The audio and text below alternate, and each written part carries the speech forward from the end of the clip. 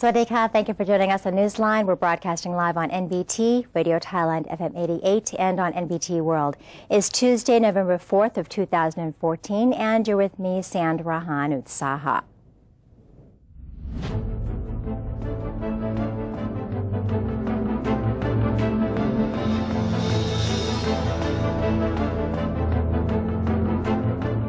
Welcome to today's segment of Thailand Moves Forward. In today's top story, Thai Airways flight TG047 with 246 passengers on board skidded off the runway in Khon Kaen yesterday at 8:50 p.m. The flight was scheduled to leave Khon Kaen Airport for Suvarnabhumi. Fortunately, no passengers were hurt, and as a result, Khon Kaen Airport will be closed until further notice. The airline has also apologized for the inconvenience. And now on to today's headlines. Prime Minister Prayut Chan-o-cha has instructed all ministries to give happiness to low-income people as a New Year's gift present. The government sympathizes with them but needs their cooperation on street vending regulations. General Prayut spoke about his administration's New Year's present for Thais, saying both government units and many enterprises had expressed readiness in making Thai people, especially the low-income ones, happy. All ministries had therefore laid out plans for them, and some of them had already been implemented, such as the land allocation for the people who were affected by the government's street vending regulation. The government relaxed the regulation by allowing street vending in a designated period of time, said the Prime Minister. The government was trying to regulate street vending in all areas while finding measures to compensate the affected vendors. Prime Minister Prayut Chan-o-cha has been paid a visit by former British Prime Minister Tony Blair, and the two mostly discussed the Thai political situation and the Thai government's future plans. During his visit to Thailand, Mr. Blair paid a courtesy call on General Prayut at Government House with a view to introducing himself to the new Thai Premier and bolstering the friendship between Thailand and the UK. On this occasion, General Prayut gave Mr. Blair a warm welcome and lauded him for his role in the resolution of global conflicts. The Thai Prime Minister then spoke of recent political happenings in Thailand, saying the deep-rooted conflicts had long been an obstacle to national development and economic growth. Therefore, he saw the need to take action to urgently address the problem and restore national stability as well as public safety. General Prayut affirmed that after assuming office, budget planning and allocation had been expedited to propel the economy forward, while ongoing efforts had been made to reform the country, reduce disparities, and reunite the people. He also assured Mr. Blair of his sincerity in fostering a stronger democratic system in Thailand to pave the way for a fairer general election. In response, the former British Premier confirmed that he understood the reasoning behind General Prayut's move to seize power and the urgency of resolving the national conflicts. He expressed confidence in the government's ability to move the country forward in all dimensions, while encouraging it to continue clarifying its plans for future political and economic direction to the international community. Prime Minister General Prayut Chan-o-cha welcomed delegates of the U.S. ASEAN Business Council, or USABC, which is the leading advocacy organization for U.S. businesses working in Southeast Asia. During the meeting, Prime Minister Prayut expressed his thanks to the U.S. delegates for their visit and time to discuss economic and investment cooperation. He underlined his policy to welcome investments related to clean energy, as well as those which are labor-intensive, using local products as raw materials, and investments supportive of Thai SME growth. He confirmed Thailand would provide assistance to U.S. investors to help them overcome their business obstacles. The Prime Minister also invited U.S. investors to invest in 5 special economic zones, saying if their projects answered the indicated policies, they would receive priority consideration. Major General Wirachon Sukhontapatipak an advisor to the spokesman of the Office of the Prime Minister, said the visitors represented 34 well-known U.S. companies such as Ford, Microsoft, Google, Philip Morris, General Motors, Coca-Cola, and Chevron. He said the delegates expressed their appreciation and confidence in the Thai government, particularly its anti-corruption policy. They also insisted they would continue investing in Thailand and did not inquire about the abolition of the martial law. Prime Minister General Prayut Chan-o-cha last week visited Cambodia to discuss a wide range of cooperative efforts with his Cambodian counterpart, Prime Minister Hun Sen. On the phone with us now is government spokesperson Dr. Captain Yongyup Mailap. Good morning, Mr. Spokesperson. Thank you so much for joining us this morning. Good morning, Kun Sandra. Great pleasure to join you this morning, too. It's good to have you on the show. Let me first ask you about the outcome of the Prime Minister's visit to Cambodia and what agreements or deals have been made so far. Well, it took place on the atmosphere of positive development between the two countries' relations. Both leaders agreed to this, that they should continue their formal informal exchanges, and both leaders agreed to hold leaders' retreat, sort of informal meeting between the leaders next year. And also they agreed to expedite the cooperation between the two countries via various committees. For example, the Joint Thai-Cambodian Committee on Border Area Development, or JCBD, which Thailand will host the second JCBD early next year. And that will be an opportunity for them to discuss about the border area development cooperation. Thailand proposed that we're going to establish special economic zones in areas adjacent to Cambodia with the pilot projects in Sak Kaeo and Trat provinces. So Cambodian counterpart, Prime Minister Hun Sen, agreed to this, and Cambodia will also set up a similar sort of cluster of economic zones in the area on Cambodian side too. The Thai Prime Minister also thanked Cambodian government for dispatching mobile teams to Thailand to verify nationality of Cambodian migrant workers, and this will help in the legalization and the protection of Cambodian workers in Thailand. And there are over 600,000 Cambodian migrant workers who have now registered. So the Cambodian government has agreed to provide further 15 teams to come to Thailand to help in the nationality verification processes. And they also discuss about the future upgrading of the border pass for the day workers from Cambodia, as well as the seasonal migrant workers. It may be upgraded from the border pass to a smart card sort of format. They also talk about the opening of the Stringbot permanent border crossing point, and the feasibility study of this is underway at the moment. So the committee concerned will discuss further in this matter. The two countries also agreed to resolve any issues of differences through negotiation. And the priority will be made in the trade and investment and also the tourism cooperation.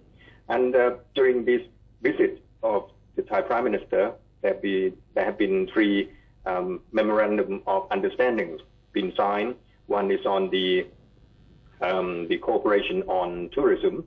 The two leaders discuss about the promotion of tourist packages for international travelers to both countries, so that when they come to Thailand, they will have also the package to travel further to Cambodia and vice versa. And also, this will also promote the tourism among the two countries as well. The other MOU is on the eliminating trafficking in children and women and assisting victims of trafficking. And the two leaders agreed to cooperate on the anti-human trafficking issues. And the third MOU is on the bilateral cooperation in the railroad connection. This is to help in the construction of the rail bridge in the Poi Pet area that will promote the connectivity between the two countries. Well, it certainly seems like a lot of progress has been made. Let me now ask you about the upcoming visit of the Prime Minister to China, which I believe is next week on November 9th to the 11th. Can you tell us a bit about this and what we can expect? This is for the 22nd APEC leaders meeting, and this a very important occasion because this is an opportunity for the expansion of investment for many countries, including Thailand. And Thailand, as you know, was the host for the APEC leaders meeting back in 2003. So this is an opportunity for Thailand to play its role in international arena, particularly for this particular APEC meeting. APEC summit will concentrate on shaping the future through Asia-Pacific partnership. This will be an opportunity for Thailand to state our positioning, particularly in terms of the support of Thailand for the regional economic grouping, and also the promotion of the sustainable growth and the elimination of disparity. And Thailand has its positioning in terms of the promotion of food security and energy security too. So these are some of the issues that in the retreat, which will take place twice, once in the morning, one in the afternoon, the Thai leader will have opportunity to speak about 3 to 5 minutes on each occasion on these various issues. All right. Is there anything else that you would like to add, Mr. Spokesperson? After the meeting in China for APEC, the Prime Minister will travel on to Naypyidaw in Myanmar between the 12th and 13th for the ASEAN Summit, the 25th ASEAN Summit. And that's another opportunity for international participation of Thailand in that arena too. Mm-hmm. Okay. Well, thank you so much for speaking with us, Mr. Spokesperson. We hope to have you back on the show again with us soon. Thank you very much, Ms. Sandra. Goodbye. Goodbye. And that was Dr. Captain Yonghyut Mailap, the government spokesperson, talking to us about the Prime Minister's upcoming trips to China and also Cambodia and to Myanmar for the APEC summit. The cabinet will be appointing its own candidates to fill in the seats in the Constitutional Drafting Committee, or CDC, during its meeting today. Deputy Prime Minister Wisnuk Khluangam revealed that the cabinet has not yet handpicked 5 of its members to sit in the CDC at this point, but would do so in today's meeting. Under the interim constitution, 36 members of the CDC will comprise 20 members from the National Reform Council, or NRC, 5 from the National Legislative Assembly, or NLA, 5 from the cabinet, 5 others from the National Council for Peace and Order, or NCPO, and 1 chairman. According to NRC member Phaibu Nititawan, the names of all 36 members must be finalized and endorsed by NLA President Phonphet Vichit Cholachai by November 4th to allow them to hold their first meeting on November 15th. Regarding the appointment of the first vice president for the CDC, Mr. Phaibu said he personally favored NLA member for the media, Manit Suksomjit, as for the position, since the latter is an experienced lawyer who had once been a committee member in writing a draft constitution. The National Reform Council, or NRC, president expects a fruitful reform process after being confirmed as chairman. Tien Chai Kiranan, the NRC chairman, along with Bawan Sak Wano and Tasana Buntong, the first and the second vice chairpersons of the NRC, received a warm welcome from House Secretary General Daray Panparang upon receiving royal endorsement from His Majesty the King at the Parliament. Mr. Daray said he and the Secretariat of the House of Representatives will support the NRC in every aspect of the reform process. In the meantime, the NRC chief commented that even though members of the NRC may not be familiar with how the Secretariat of the House of Representatives operates, they are willing to learn and cooperate to propel Thailand forward. Deputy Prime Minister and Defense Minister Prawit Wongsuwan has admitted that recent violence in the southernmost provinces took place following the government's policy to continue the peace dialogue. He confirmed the government would try to bring peace back to the region within 1 year. Before attending a meeting on the southern unrest, General Prawit said the government would urgently implement its projects for the far south within the first quarter of 2015 in the hope of stimulating the economy. As for violence in the areas, the minister said attacks during the past few days were carried out by insurgents who wanted to retaliate against the government after their leaders were arrested. The government would continue its peace dialogue with the southern insurgents despite the latter's retaliation. Meanwhile, Deputy Defense Minister and Army Commander-in-Chief General Udomdae Sitabut confirmed the government adhered to peaceful means in tackling the southern conflict, saying he believed the government's sincerity in the peace dialogue would help reduce violent incidents in the region.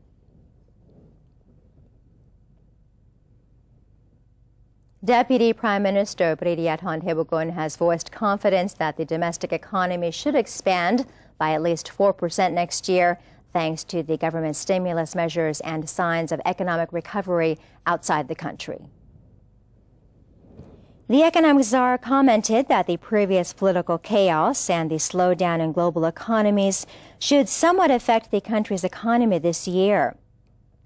However, investment projects and other economic policies by the government, such as the Farmer Assistance Program, should boost the economic growth by 1.6 to 1.9% this year.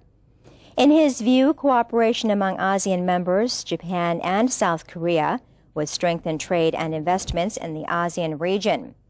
Coupled with the future emergence of the ASEAN Economic Community, the Southeast Asian countries, including Thailand, are likely to enjoy more robust economies. Compared to other ASEAN nations, Thailand is more advantageous in terms of investment thanks to its favorable location.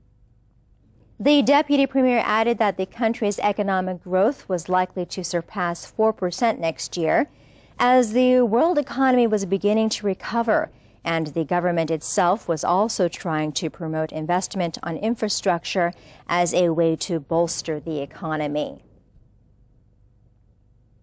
The Ministry of Commerce has reported that the inflation rate in October this year dropped to the lowest point in 12 months at 1.48%, thanks to the decline in global fuel prices. Ms. Ampawan Pichalai, Director General of the Trade Policy and Strategy Office, made known that the Consumer Price Index, or CPI, stood at 107.32 in October 2014, rising 1.48% year-on-year and decreasing 0.1% compared to September. The figure indicated the lowest inflation in 12 months as oil prices in the global market slumped, while higher agricultural output helped relieve the inflationary pressure. It is expected that the inflation in the fourth quarter of the year will be around 2.1% as a result of the energy price restructuring plan and the maintenance of the fuel tariff, or FT, rate. A 2.14% inflation rate is projected for the whole year of 2014, which is within the target range initially set by the Commerce Ministry. As for next year's inflation, Ms. Ampawan stated that the ministry will need to assess both internal and external factors before coming up with an estimate. Nonetheless, she believed the inflationary pressure will not be stronger than expected. And that is the end of today's edition of Thailand Moves Forward. It's time for a quick break, but first let's have a look at the exchange rates and commodity prices.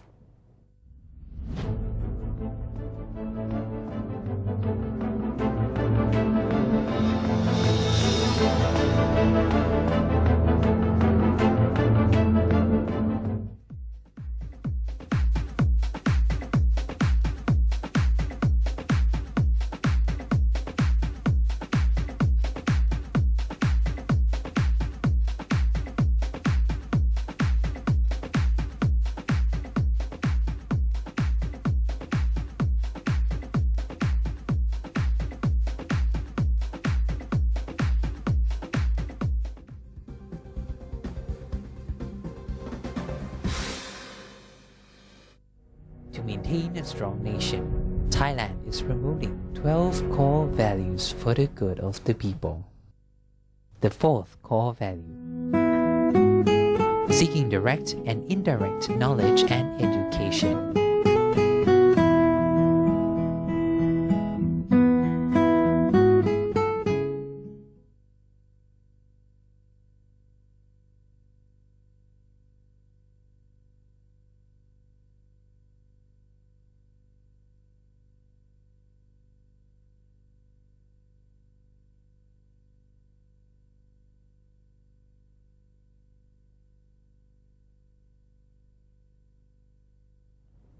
Welcome back to Newsline. Chinese Foreign Minister Wang Yi has met newly appointed President Joko Widodo yesterday at the Indonesian capital, Jakarta, to strengthen bilateral ties between two countries and the region. Minister Wang made a brief visit to one of the strategic partner countries in the region, Indonesia, and was one of the ASEAN country members which have a long history of cooperation with China. He met his counterpart, Foreign Minister Retno LP Marsudi, before a visit to the presidential palace, where the two discussed bilateral issues. The visit to Indonesia is an introductory meeting with Indonesia's leaders since the formation of the new Indonesian government last week. 2015 will mark 65 years of diplomatic relations between Indonesia and China.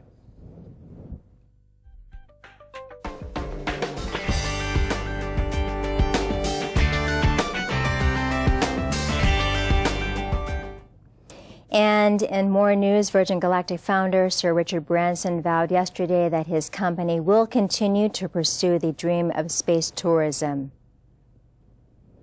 In an interview with the U.S. news program The Today Show, he said that the National Transportation Safety Board, or NTSB, has already pointed to a possible cause, which would be easy to fix without going into detail. One pilot died and the other was badly injured last Friday when Virgin Galactic's Spaceship Two crashed in California's Mojave Desert. The NTSB is still leading an investigation into the cause of the accident. Sir Branson also noted that his team at Virgin Galactic were still very eager to continue their work.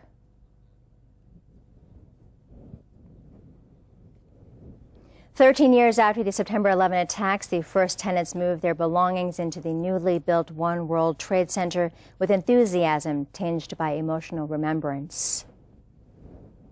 Condé Nast employees yesterday began working in the building, America's tallest skyscraper, the first wave of 3,400 company staffers to occupy the 104-story gleaming tower in Lower Manhattan by February 2015. The publishing company, which owns The New Yorker, Vanity Fair, and other magazines, is the first renter to set up offices in the tower, where it will occupy floors 20 to 44. One World Trade Center stands on the location where more than 2,700 people perished when hijacked planes slammed into the Twin Towers on September 11th of 2001.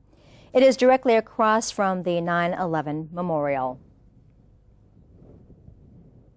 And that's it for today's edition of Newsline. If you have any comments or suggestions, please feel free to email them to us at newsline.nbt@gmail.com.